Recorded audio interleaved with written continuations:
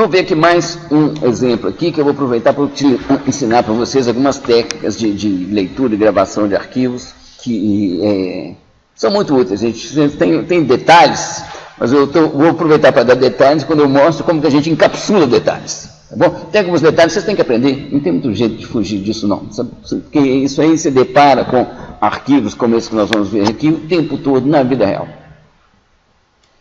Bom, então aqui é o seguinte, você tem um programa, que é um enunciado muito simples aqui, tá bom? Você tem um arquivo que tem o ano da entrada do aluno, o seu número de inscrição e o seu nome. Tá? Em cada linha dele, ele tem um tantão de linhas. Eu quero fazer um programa que vai ler esse arquivo, bom, e produzir um outro arquivo. Esse outro arquivo tem as mesmas linhas do arquivo original, só que em cada linha a gente tem acrescido mais uma informação, que é há quanto tempo que esse cara está na universidade. Então, se ele está em 2015, ele está no ano 1. Se ele entrou em 2015, ele está no ano 1. Se ele entrou em 2014, no ano 2, 2013, por aí, vai. Ok? Então, é esse o programa que eu quero fazer. E esse arquivo, ele está com esse formato aqui, gente. Esse formato é o seguinte, você tem os campos separados por ponto e vírgula. Bom, isso é um formato muito comum, que vocês vão encontrar muito por aí. Se tiver uma tabela em Excel, tem lá uma opção, exportar como CSV. E tem também importar como CSV, tá vendo, no Excel. CSV, apesar de querer dizer como separados por vírgulas, tá bom? Qualquer separador a gente chama de CSV. Entendeu? Se fosse asterisco, se fosse barra vertical, se fosse barra, qualquer coisa a gente chama de arquivo CSV. É um arquivo onde os campos estão delimitados por separadores. Não por caracteres meio raros, assim, que você utiliza como separadores. Então, no caso aqui, o separador é um ponto e vírgula. Bom, então, arquivo CSV é uma coisa que vocês têm que saber o que é, gente. É um arquivo que tem esse formato aqui. Vocês já devem ter visto arquivos como esse, e se não viram, vão ver muitos por aí na vida.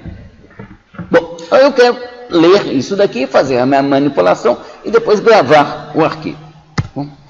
Então, o que eu quero, gente? Ler significa o quê? A gente pegar a informação que está no arquivo, está no disco, bom, e passar para valores de variáveis. No caso aqui, eu quero o seguinte, eu quero 3 variáveis, 3 vetores aqui, tá bom? Um primeiro vetor numérico porque eu quero fazer contas com eles. Bom? Um outro de strings, que é o número de inscrição, e outro aqui com os nomes. Deixa eu mostrar para vocês aqui, relembrando, acho que eu já fiz isso aqui, mas vou fazer outra vez aqui.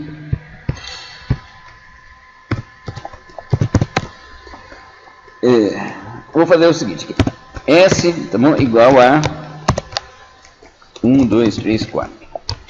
Bom, é um string que só contém algarismos.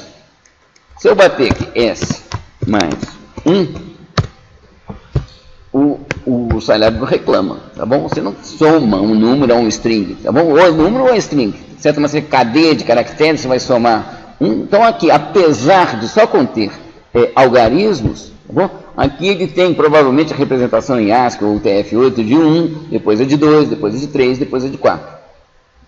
Bom, o que você pode fazer para mudar isso daqui? É fazer o seguinte, um pouquinho outra coisa, né? R igual a eval de S.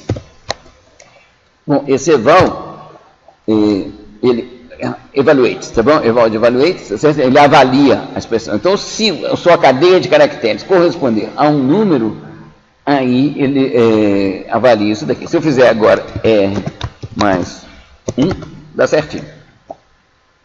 Tá bom? Então, para vocês entenderem a diferença entre o que é uma coisa representada como strings, apesar de só conter números, o que é uma coisa representada como um número que você pode fazer contas. Então, aqui, ó, voltando ao nosso caso aqui, eu quero um vetor de números porque eu quero fazer contas. Eu quero com isso daí, com esses valores. Bom, aqui, apesar de só ter números, gente, eu quero um vetor de strings por causa do seguinte motivo, gente. Aqui, tá vendo? Tem o 002. Eu não quero que esse 0 desapareça, não. Tá bom? Então, Grandes coisas, pequenas coisas, tá bom, gente? Mas são os detalhezinhos que a gente tem que ir acostumando. Ninguém faz conta com CPF ou com CEP, não, gente, nem com o número de sua casa, tá bom? Ninguém soma nada com isso, daí multiplica. Então, apesar de são sequências de caracteres que só contém algarismo, e o que melhor que você faz é mantê-los como sequência de caracteres. Se você for fazer contas, aí sim você transforma essa sequência de caracteres em número.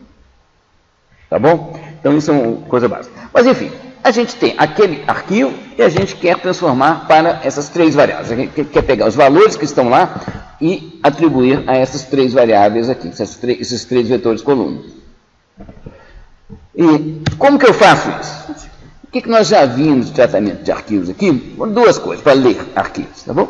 mgetl, que pega todas as linhas de um arquivo e passa para um vetor de colunas, tá bom? E o fscanf-mat, que pega um arquivo com um formato tabular, só contendo números, exceto as primeiras linhas, tá bom? E passa para uma matriz, tá bom? No caso do nosso arquivo aqui, gente, nenhum dos dois serve, tá bom? Porque eu não quero uma matriz de um vetor coluna de caracteres só. Eu quero separar o ano, a inscrição e o nome, tá bom? E, evidentemente, não tem só números. Tá bom? Então, não dá. Para fazer com isso que a gente já aprendeu, não dá. Então, por isso que vocês terão que ter paciência aqui para aprender um pouco mais de coisas sobre arquivos, que são um conhecimento fundamental. Vocês utilizarão isso